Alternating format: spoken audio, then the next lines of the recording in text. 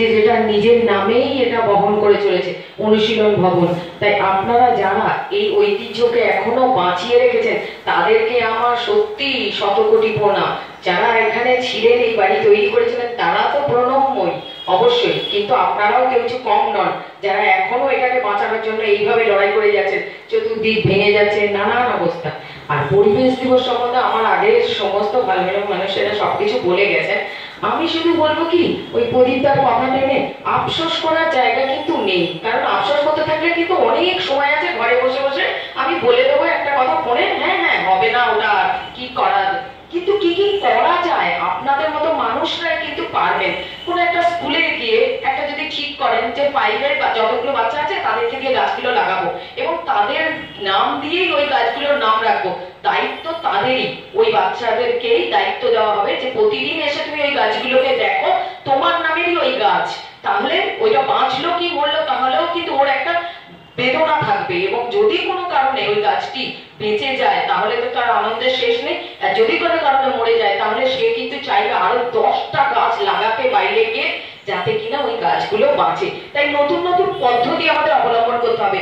আপনারা আজকে যারা যারা বসে আছেন প্রত্যেকের দিকে তাকালেই বুঝতে পারবেন আমরা কিন্তু একটা কি বলবো অনেকগুলো এজের পর পেরিয়ে এসে বসে আছি। আমাদের একটু যদি নাতি নাতনি সবাইকে তো ইউটিউব দৌড়ে আমরা দৌড় করিয়ে দিয়েছি না, তোমাকে অঙ্কে ভালো আনতে হবে, ভূগোলেও ভালো আনতে হবে, ইতিহাসেও ভালো আনতে হবে, সব জায়গাতে ভালো নম্বর আনতে হবে, আঁকাতেও ভালো করতে হবে, নাচেও ভালো। কে কি চায় সেটা আমরা জানার চেষ্টাও করি না, জানতেও চাই না। তা ওদেরকে যদি একটু বোঝানো যায় যে তোমরা চলো একটা করে লজেন্স দেবো, এই অনুশীলন ভবনে যদি একটু ব্যবস্থা করেন আপনারা, আর এমনি তো করেনি আঁকা বা গানের প্রতিযোগিতা, নতুনত্ব কিছু করতে গেলে বাচ্চাদেরকে আনতে গেলে একটু নতুনত্ব ভাবতে হবে আমাদের, আমার যেটা মনে হয়। আপনারা তো আছেনই, অবশ্যই আগামী দিনে ভাববেন।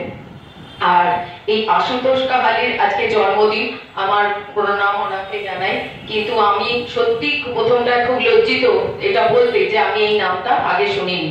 আমার ঠাকুরদা ফ্রিডম ফাইটার পরীক্ষিত চন্দ্র মুখোপাধ্যায় এই বাড়িতে ছিলেন, এই বাড়িতে থাকতেন, আমি এইগুলো শুনে খোঁজ করতে এসেছিলাম আজ থেকে 2 বছর আগে অরুণদার হাত ধরে, এবং তখন ওনারা আমাকে আশ্বাস দিয়েছিলেন যে এই নামটা আমরা শুনেছি। পরবর্তীকালে ওনারা আমাকে কাগজও বার করে দেখান এবং আমার ঠাকুরদার একটা ছবিও রেখেছিলাম। তা আমার এই বাড়িতে পা দেওয়ার সাথে সাথে গায়ে কাঁটা দিয়েছিল, আমি যেন একটা কত বছর ধরে ইতিহাসে আলো জ্বলেনি সেই বাড়িতে আলো জ্বালিয়ে আমি পা রাখলাম, আমার পরিবারের লোকেরা জানতো না, সেই বাড়িটাতে আমি আসতে পেরেছি। এটা আমার নিজের কাছে নিজে খুব ধন্য এবং আপনাদের কাছে আমি কৃতজ্ঞ যে আপনারা আমাকে এই সুযোগটা দিয়েছেন এখানে আসার জন্য। তবে এই ছবিগুলো খোলার পর থেকে না আমার বুকটা খুব কাঁপে, আমি অনেকদিন আসিনি, সত্যি কথা বলছি। এগুলো যদি আমার একটু লাগানোর ব্যবস্থা হয়ে যায় তাহলে সত্যি আমার মতো যাদের যাদের ঠাকুরদাদের ছবি খোলা হয়ে গেছে আমাদের না বুকে লাগে, জানেন তো, কিছু বলার নেই আর কি। আপনারা তো অনেক ভালো বোঝেন, এগুলো নিশ্চয়ই বাঁচানোরই চেষ্টা করছেন, আর একটু ভালো করে যদি করে দেন। আর এই ত্রৈলোক্যনাথ চক্রবর্তী, তারপরে আশুতোষ কাহালি, এই নামগুলো সশস্ত্র প্রণাম্য আমরা জবে থেকে শুনেছি, তবে এটাকে আরো একটু করে পড়ার চেষ্টা করছি। তাই জন্যই বলছি এই ছবিগুলো যদি লাগান বাদবাকিদের সম্বন্ধেও আমরা পড়ার চেষ্টা করবো বা জানবো। অসংখ্য ধন্যবাদ আমাকে এই সুযোগ দেওয়ার জন্য। নমস্কার।